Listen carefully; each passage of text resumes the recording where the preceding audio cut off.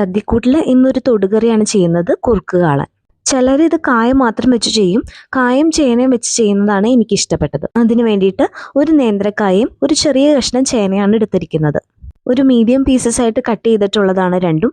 ഇത് വെന്ത് കഴിയുമ്പോൾ ഒന്ന് ഉടഞ്ഞു വരും, അതുകൊണ്ട് മീഡിയം പീസസ് ആയിട്ട് കട്ട് ചെയ്താൽ മതി. കായം ചേനയിലേക്ക് കുറച്ച് മഞ്ഞൾപ്പൊടി, വളരെ കുറച്ച് മുളക് പൊടി, കുറച്ച് കുരുമുളക് പൊടി, ആവശ്യത്തിന് ഉപ്പ്, വെള്ളം, കറിവേപ്പില എന്നിവ ചേർത്ത് വേവിക്കാൻ വെക്കാം. കഷ്ണങ്ങൾ വെന്ത് വരുമ്പോഴത്തേക്കും നമുക്ക് അതിലേക്കുള്ള ഒരു അരപ്പ് റെഡിയാക്കാം. അരക്കപ്പ് തേങ്ങയിലേക്ക് ജീരകവും പച്ചമുളകും വെള്ളവും ചേർത്ത് ഒന്ന് തരിതരിയായി അരച്ചെടുക്കാം. കഷ്ണങ്ങളെല്ലാം നന്നായിട്ട് വെന്ത് വന്നാൽ നമുക്ക് നേരത്തെ അരപ്പ് റെഡിയാക്കിയത് ചേർത്ത് കൊടുക്കാം. ഞാൻ അരപ്പ് ചേർത്തത് ഒന്ന് നന്നായിട്ട് കുറുക്കി എടുക്കുന്നുണ്ട്. പേര് പോലെ തന്നെ അധികം വെള്ളം ഈ കറിക്ക് പാടില്ല. തേങ്ങ ഈ കഷ്ണങ്ങളിലേക്ക് എല്ലാം ചേർത്ത് നന്നായിട്ടൊന്ന് കുറുകി വന്നു കഴിയുമ്പോൾ നമുക്ക് ഇതിൽ പ്രധാന ഐറ്റമായ തൈര് ചേർത്ത് കൊടുക്കാം. നമ്മൾ എത്രമാത്രം തൈര് എടുക്കുന്നോ അത്രമാത്രം കറി ഉണ്ടാവുമെന്നാണ് കുറുക്ക് കാളന് പറയുന്നത്. ഞാനിപ്പോൾ 1 കപ്പ് തൈരാണ് ചേർത്തിരിക്കുന്നത്. തൈര് ചേർത്തും ഞാൻ ഒന്ന് കുറുക്കിയെടുക്കും.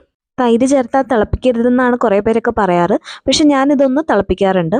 ആവശ്യത്തിന് ഉപ്പും കുറച്ച് ഉലുവാപ്പൊടിയും കൂടെ ചേർത്ത് കഴിഞ്ഞാൽ നമുക്കിത് ഫ്ലെയിം ഓഫ് ചെയ്യാം. പിന്നെ ഒരു ചീഞ്ചട്ടിയിലേക്ക് കുറച്ച് കടുകും ഉലുവയും പൊട്ടിക്കഴിയുമ്പോൾ നമുക്ക് 2 വറ്റൽമുളകും കറിവേപ്പില ഇട്ട് താളിച്ചു കൊടുത്തു കഴിഞ്ഞാൽ നമ്മുടെ കുറുക്ക് കാളൻ റെഡി ആയിട്ടുണ്ട്. ഇതൊരു തൊടുകറിയായിട്ട് നമുക്ക് സദ്യക്ക് വിളമ്പാം. Ingredients description ബോക്സിലുണ്ട്.